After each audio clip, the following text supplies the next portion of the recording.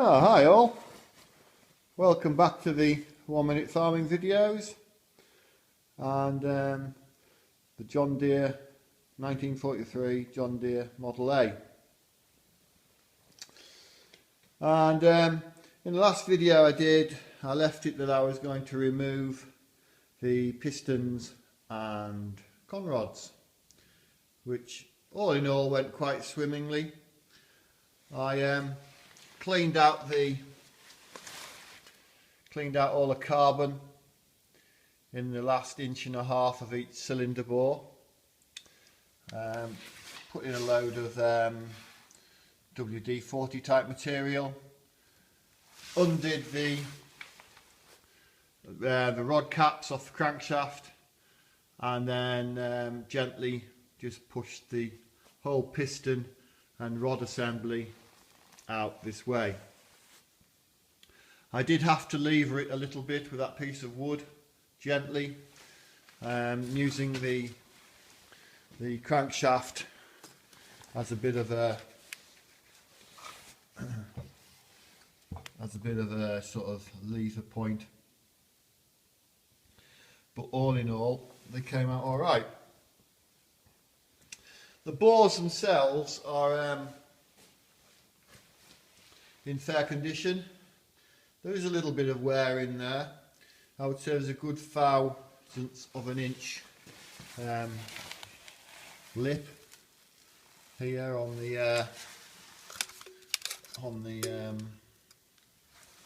lip on here, but generally I think they'll be all right if it was to go back in. Out of comparison, I had that Model B piston there.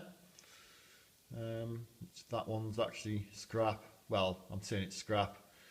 The little end is badly worn in it. But it just out of comparison, I thought I'd see what sort of gap there was between the, how much bigger they are, the Model A's. So yeah, so that's where we are there. Now, as I say, the bores are in, well, relatively good condition. The pistons and that will go back in probably with a new set of rings and a good glaze busting. But when you look at the pistons actually themselves, and we'll just go into the workshop.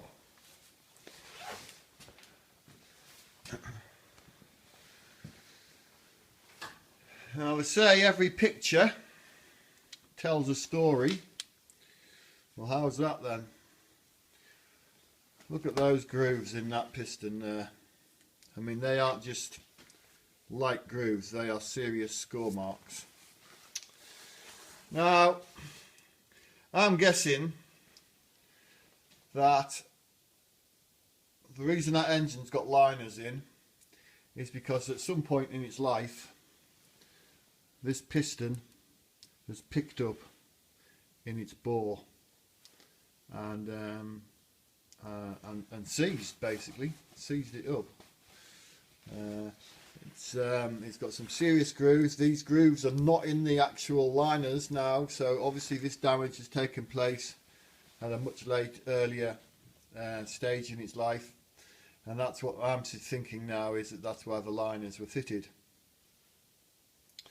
Now, damage like that can be caused by, well, one of two things: lack of lubrication or overheating.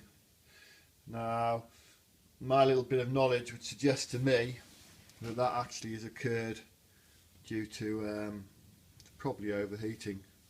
Whether it's been run without any water in it or very low water, who knows. Interestingly, the Model B pistons, that's the top side, so the top is printed just here. So that would be, when you put that piston back in, this would be the up to the top of the cylinder. But interesting, on the Model B pistons, there is a hole just in the piston itself, just about there. Now on these Model A ones, there's no hole. Now I'm guessing the hole helps with a bit of oil lubrication around the cylinder. and piston area, and yet there isn't a hole on these Model A's. That one's the same. So that's interesting.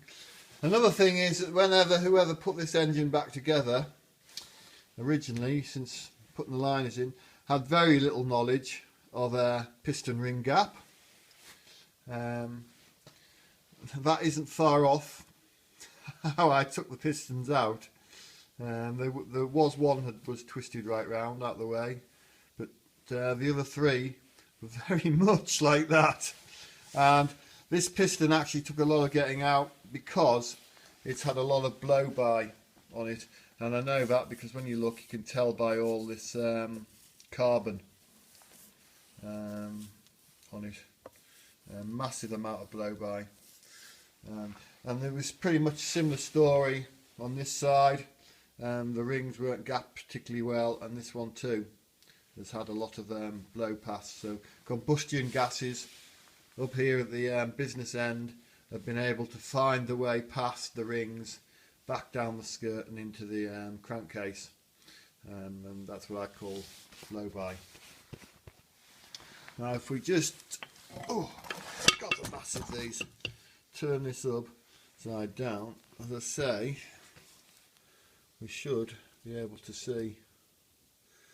Yeah, it's not going to show, but there is top stamped on them there. The little ends seem in fair condition. There doesn't seem to be much play in those. I'll turn it round.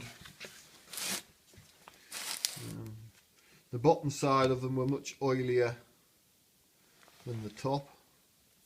But again, this piston has had some serious grief in its life at some point.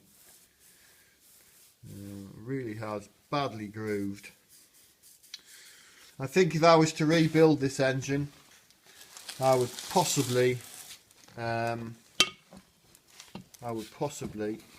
come on,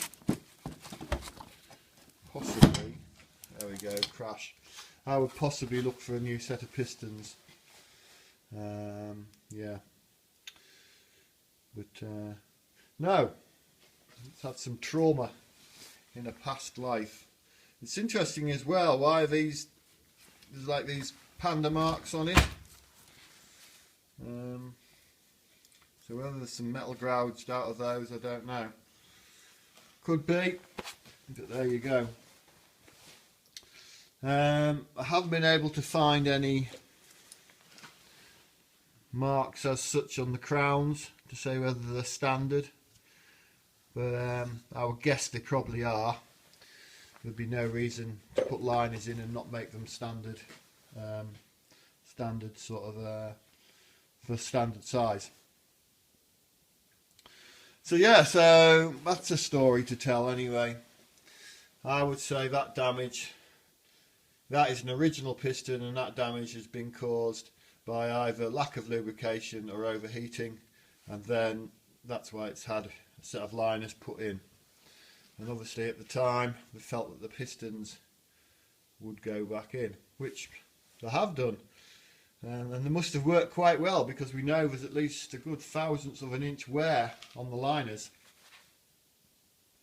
So it's done some hours since that damage was done, definitely.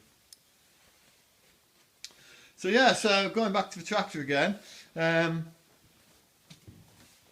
I say, the crankshaft is doesn't seem too bad. There is a little bit of a mark on them. Again, it's not going to show up, but you can feel it on your finger, and it's on both big end journals. That one there as well. I mean, the biggest problem we've got with this crankshaft is it's been run, as you can see there, it's been run with no end float whatsoever.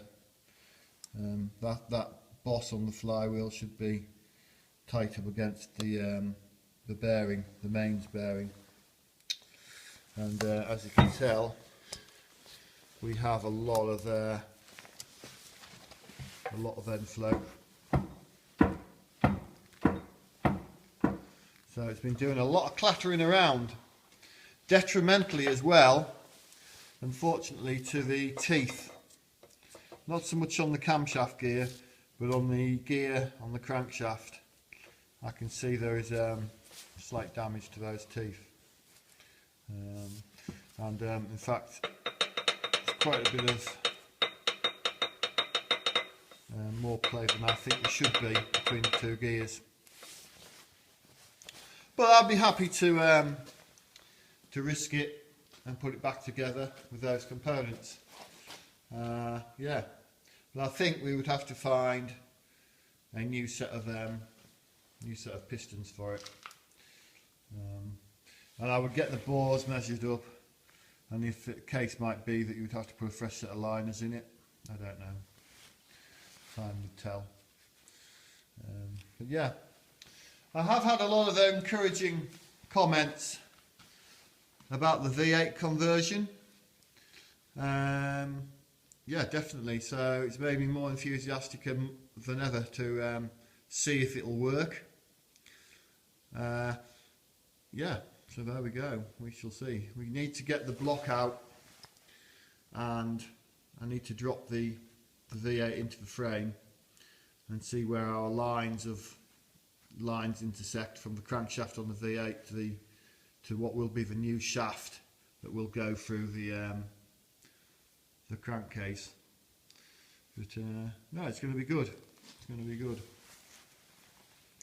I am, well, not unfortunately, it's my job, but I am about to start my lambing period, and so the videos might just quieten off for a while, so we'll have to just excuse me for that one. As I've been told by one or two people, I'm going into 3 weeks of isolation. Well, farming's a lonely job anyway, so I think I can put up with that. But no, we're about to start lambing, and so I will be going on to a night shift soon, and all the rest that goes with that. But I'll try and get another video or two in before we start. I'd like to see if we could remove the crankshaft. Well, we'll take the cover off. We'll take this cover off and remove the crankshaft and see where we go from there, really. So yeah, okay then, hope that was of interest, and well, we'll catch you again. Thank you, bye.